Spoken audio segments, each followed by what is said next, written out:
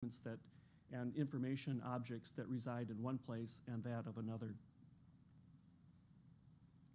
And here's a little bit of flow, how we might imagine this working with the HathiTrust, moving from a catalog heading using an RDF triple that relates one entity object in HathiTrust or an information point to that where it exists in another data store, and returning a related name, a related piece of information based on the request.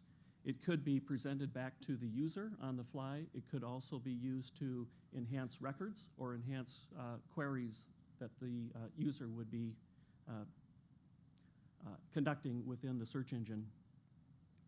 And here's an example of how that might actually play out in a user interface. Searching for U.S. Coast Guard, a touch to these other data-aware services that deal with the variant names, preceding and following names, and either by explicit or implicit inclusion of these alternate names could be embedded in the search without the user having awareness of those variations. The other object of our project is to make sense out of legislative histories here, and this is probably the least ugliest slide that I could find. We hear a lot about sausage making with legislative histories, and it really is the case here.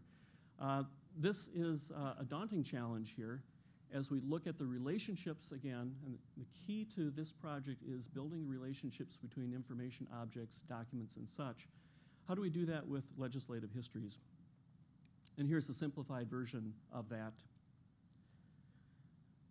Hard to read here, but again, we see this as a combination of algorithmic approaches, clustering of documents based on legislative history, public law numbers and so forth, and interventions by the professional government publications community as well as possibly end users under certain editorial controls. And those are the interventions there by tagging or perhaps even the creation of these RDF triples by users. And a keyword search that would help us stack these documents up in some kind of related history. So, just to wrap up here again, we're talking about the continued amassing of government publications content on which we can create, build interesting and useful services. And finally, again, this is the front slide here. Our proposal was submitted as a short video, and the URL is there. I don't know if it's up on the blog site, John. I know we put it up on the wiki site as well, so that's another source for that. Thank you. Excellent, John, thank you. I have a hunch that my friend Carl Malamud would like to say something, so I'm just going to send the mic in his direction. I have a question. Wonderful Beta Sprint. You say you're authorized to share those government documents with the government, with the FTSIS government printing office. So two questions. One is, GPO at all interested in getting access? And can you share those documents with other groups, such as Public Resource or Internet Archive or commercial operations or whatever? To this point, no, there is no interest from the government printing office that's been expressed. To that second question, and Google's willingness to share with other parties. Really, the discussion we had with Google was specific to GPO, and I guess we could always go back and talk about that. I think it would just be what's the nature of the vision that someone wants to. For which someone wants to use these documents. So, I wouldn't foreclose it, but our specific discussion with them was about GPO. Great. Other comments on this? Yes, sir.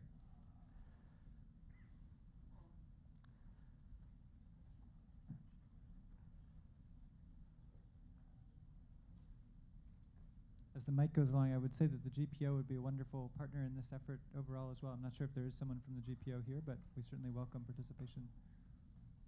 Thank you. My name is August Imholtz. I'm a retired vice president of Redex, a digital company, and my responsibility was in government documents.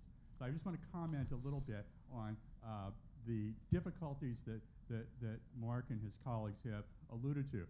if you consider that congressional committees are either standing committees or special committees, the standing committees are fairly long-term, and seldom more than 100 of them. They're not eternal, even though some senators would like to think they are.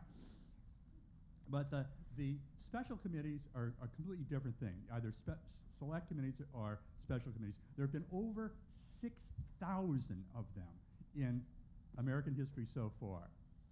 And the names of these special or select committees often do not appear on the reports or documents themselves. They'll have some kind of a name, but it'll be a periphrasis, like the committee of that part of the president's message of the third instant. Now, the real name is locatable in the House or Senate Journal for that session, but it doesn't appear in the document itself. So it's not something that ever could be extracted by full search. Requires research either through cataloging or some other form of intense research to get it straight. So all of this is, by way of saying, perhaps too long, that it can be a very, very complicated process. Thank you. Acknowledged. Awesome.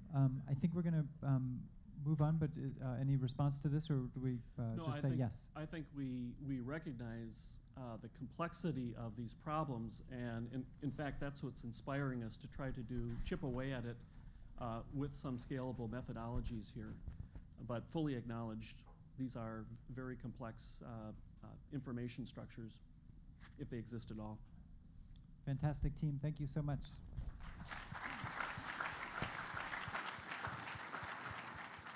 To go, and on your computer you'll have an input. Oh, excuse me, this is a MIDI cable. That's what this is. This is a MIDI cable. I need some more light. I'm gonna have to remember that. Let me get some better lighting for the show. Alright, but I guess I can show you right here. Right here, the MIDI cable connects to the back of a big screen TV, like so. And this goes in your computer so that you can connect your, it's like a MIDI adapter or something like that. I don't know. I'll get it right by the time I edit this show. But this has been the unboxing of the MIDI cable converter. That's what we're going to call it for now.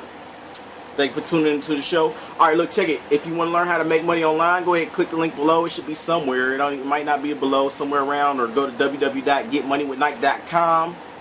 Yes, I got a bonus for being on my list. You'll be on my email list. It's a bonus that's worth $97. $97. It'll help increase your business. Go ahead, click that link below.